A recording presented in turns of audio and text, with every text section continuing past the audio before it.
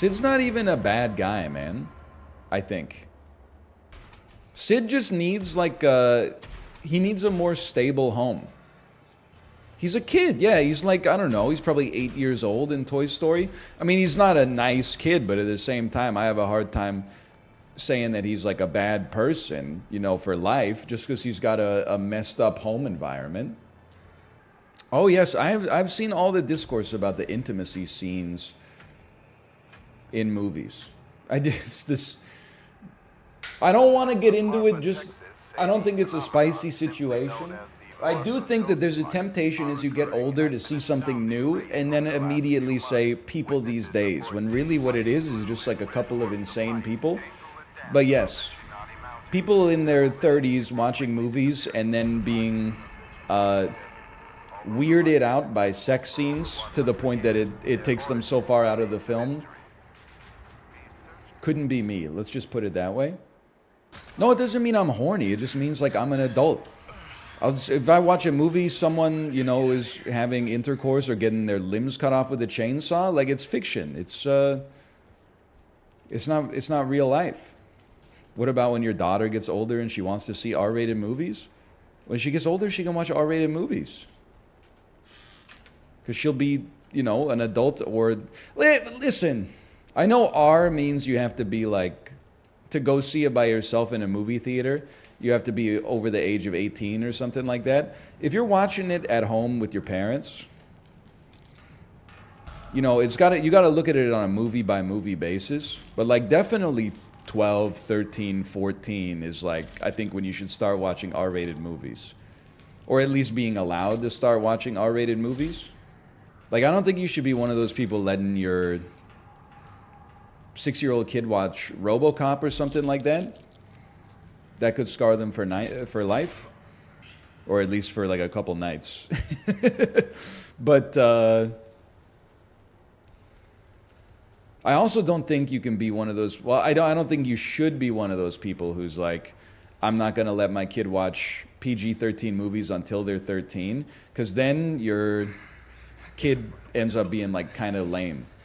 They end up getting scared by things that are not actually scary. You know what I look at the... I look at the sex scene discourse almost in the same way that I look at like horror movie discourse. And I used to have this opinion when I was younger, when I was like more scared of cinema.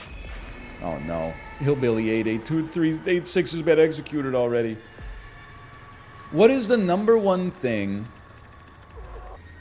that people say annoys them about horror movies? It's jump scares.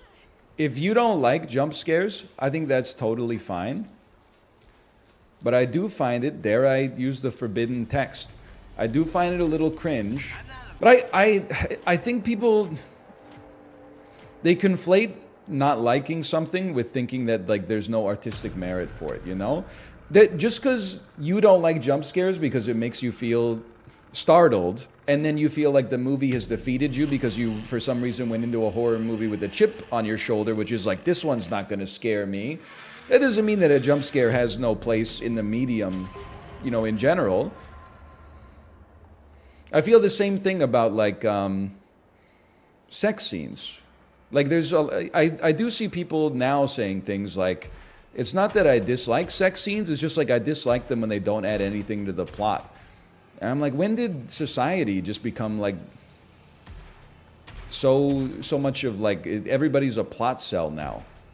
Like there's no room for vibes for these people, there's no room for tone for these people. It's always just like everything's got to be like a frog and toad story. You know what? Like page 1, Frog and Toad were enjoying some tea in their house. Page 2, Frog and Toad put down their teacups. Page 3, Frog and Toad left their house on bicycles to go to the river. Page 4, Frog and Toad got off of their bicycles. Because if you don't put that there, the people are going to be like, wait, in the last scene they were on bicycles, and in this scene they're walking? What happened to the bicycles, right? I don't know, man. Sex scenes are just kind of cringe. They're not, though. It's just, I don't like the idea that movies have to be like representative of reality. Like I think it's almost too easy to just say like people in real life just have sex. Because I don't think movies are necessarily meant to just be like a, you know, a reflection of what goes on in the real world. But at the same time, like not everything in a movie has to make it into the Wikipedia synopsis. Like some things are just there to enhance the atmosphere, right? I also, the one that bugs me more, if you like sex scenes, if you don't like sex scenes, that's fine.